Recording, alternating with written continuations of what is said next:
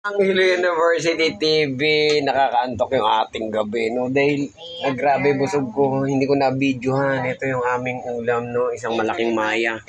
So, ayan na natira pa. So, ito na lang ang natirang tanging matatag sa pagkain, ano?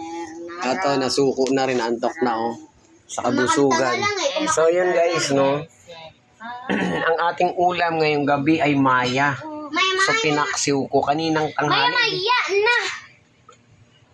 Masyado akong na-busy kanina, no? So, hindi natin na-videohan yung maya kanina, nung tanghali. So, sayang. Pero, sige. So, bukas, baka makabili tayo ulit ng panibagong ulam, guys. I-vlog ulit natin, guys. Ayoko maya-maya, So, madaming tingin. Madami daw tingin. So, tingnan natin, iba, kung anong mabibili nating ulam na maganda. Kasi, marami kasing ulam doon. 100 na ang tumpukan, ano? Pero, sira na, malambot na. Ito kasi, Gusto ko yung ano. sariwa siya. Matigas yung kanyang laman at masarap. Masarap yung kanyang laman pag kinain mo malaking isda. Pagka hindi pa luto, matigas. Pero pagka niluto, Siyempre, luto na eh. Alam nga naman, matigas pa rin. matigas pa rin. Ang bato yung kinain mo, hindi yung, di ba? So yun guys, no? Pinakuluan na yun. Nagtataka siya kung bakit daw pag niluto matigas, biglang malambot. Anong nangyari? Ay. Kaya niya niluwa dahil nakain yung paminta. Natural, paksiw. Meron tayong nilalagay na paminta, laurel, di ba? Paksiw kasi, luya, Chili. bawang, sibuyas. Yan ang paksiw natin, no? Nilalagyan natin ng konting mantika. Tapos yan, nakagat niya yung kanyang paminta. Kaya yan, anghang na anghang. Kasi katakawan. Guys, katakawan. Tingnan mo, siya na lang naiwan. Tanging naiwan.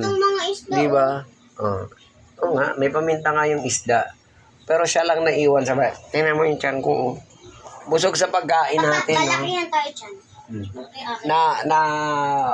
Kakain natin ng maya, guys, no? So, maya-maya, busog na tayo. So, ito, inantok na.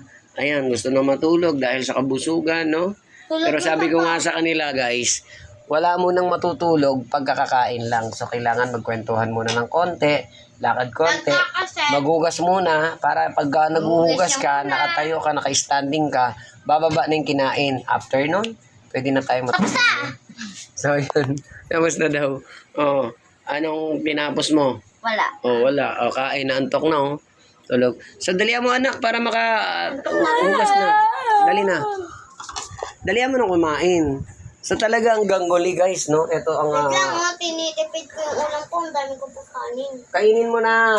Madalit na naantok na nga si ate. Makapaghugas na para maka-relax na dahil maaga pa ang pasok natin bukas. Yes. So, yun, guys, no? Maaga pa ang pasok bukas. So, kailangan natin natapos ng magkain. So, ako nga, natapos na. Ito ang mga tinik ko. Ayan, oh. Oh, aking mga tinik at ang kay Siopaw. Ayan, ubus na. O, malalaglag yung plato, mababasag. So, yun. Iligtas natin, oh. At yan ang natira nating ulam. Bukas natin yan. So, ulo yan, ulo. Ayan, ubus na. So, yan. Nagmamadali na si Monay sa kanyang pagkain. Ayan, ha. So, makikita nyo, oh, talagang binibilisan niya na para makatapos na ng kain. Yan. So, yan. At ang kanyang ulam ay talagang binitak na niya, no? Talagang ang ating Limutan ko na. laging muli.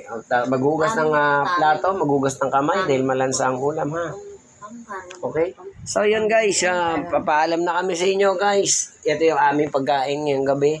So, sama-sama na naman kaming tatlo para sa pagkain na to, no? Pang mahirap na pagkain, pero masaya kami kumakain at hindi kami nakakatapak ng ibang tao. Guys, ang nangyayari ngayon, maraming usapin, maraming mga kwento, maraming paninira sa kapwa-tao para lang makuha yung kanilang gusto. So, yun guys, no? Ayan, maraming salamat guys. Guys, para magising. Ayan, nagigising. So, bye-bye.